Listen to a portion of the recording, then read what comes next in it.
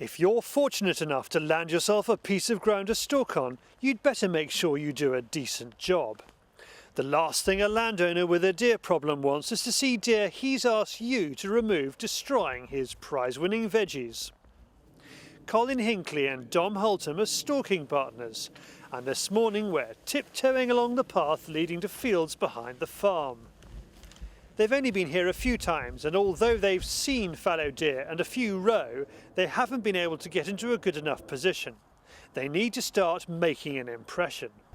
There's another deer that we've just spotted that's between us and the target one, which might stop us getting into a shooting position. Knowing the land you're stalking is vitally important when you're using a high-powered rifle. But there are now new ways of familiarising yourself with the ground from every angle. There's no substitute for knowing your ground, for actually getting out there and walking the ground, finding out where the footpaths are, where any buildings might be, where you're likely to encounter people. But obviously there is technology now that can help you, and a lot of modern phones like this one have a map function on there, and it allows you to pick out certain features that might be useful, whether it's a block of woodland where you think that the deer might hold, or a building that might be on someone else's land that you hadn't realised was there. It's a great way of kind of prioritising certain areas on a new block of land that you might not have been to before. Back to the job in hand, and Colin spots a roe doe and 2 fallow bucks. The bucks start moving towards the cover of the wood. Colin then decides to move into the field. A quick look and we crawl along the hedgerow. We stop. He hopes that the buck we've been stalking will work its way round to us, because we are now between him and the garden. Here's breakfast.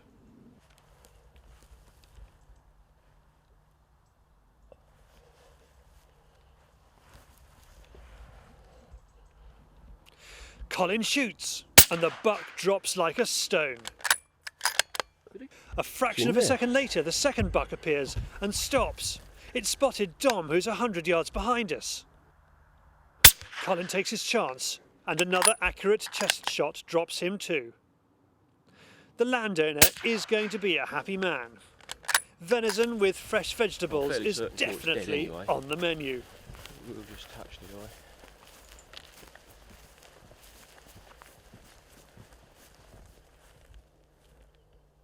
Yep. Alright, I'm just going to bleed it now.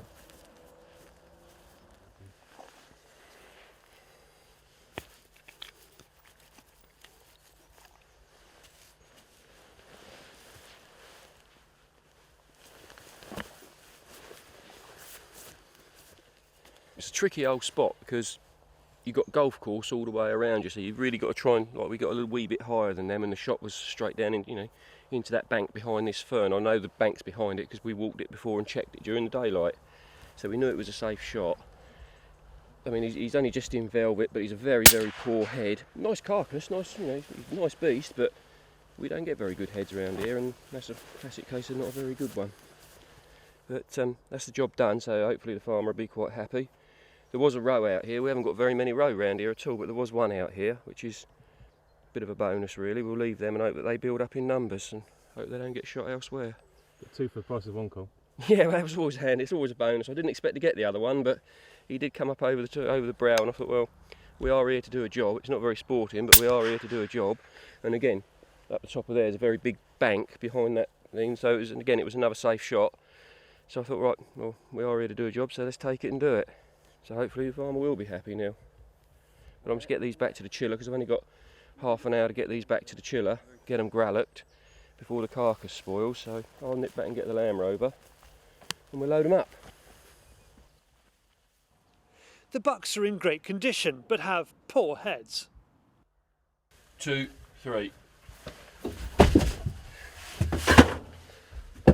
Always to take care that you don't whack yourself with an antler when you're loading them up.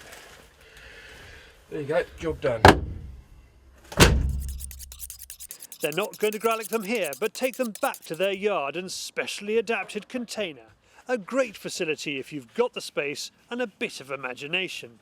I went to a place that they do a lot of carcass preparation and everything. And I said to the lady there, I really need to get myself a chiller, I've seen them, you know, advertised in the Shooting Times all over the place. And she said, they're a lot of money that way. She said, really what you need to do is go and find a lorry breakers that's breaking refrigerated lorries. If you go and find one of them that's breaking refrigerated lorries, you can buy them quite cheaply. Well, I bought this one, the whole thing. It didn't have this, I did shorten it up and put a petition into it, but it was £100 for the whole lot, and it cost me 20 quid for somebody to come and bring it home for me. And luck would have it, all the motors and everything on it, it all worked. So all we had to do was section it off, put this division in, make a door, put the door in.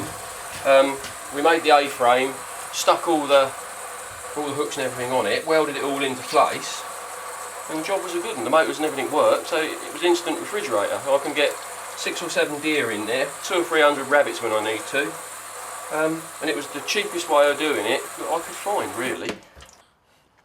As well as filling the freezer with some nice joints, Colin and Dom are also bagging some blood.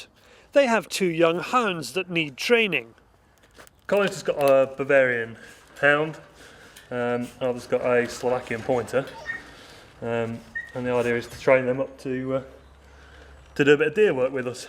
So I think the Bavarian's about 15 weeks, so it's just beginning to get started with kind of basic training. Obviously, if we can freeze a bit of blood, always useful to have as backup for laying trails and stuff to get them started on their training. The deer are both healthy specimens and everyone is happy. There you go, that's from the field to the chiller in less than an hour. It's a nice carcass, it's, you know, lovely condition, real nice condition deer. We don't get very good heads around here, we just don't.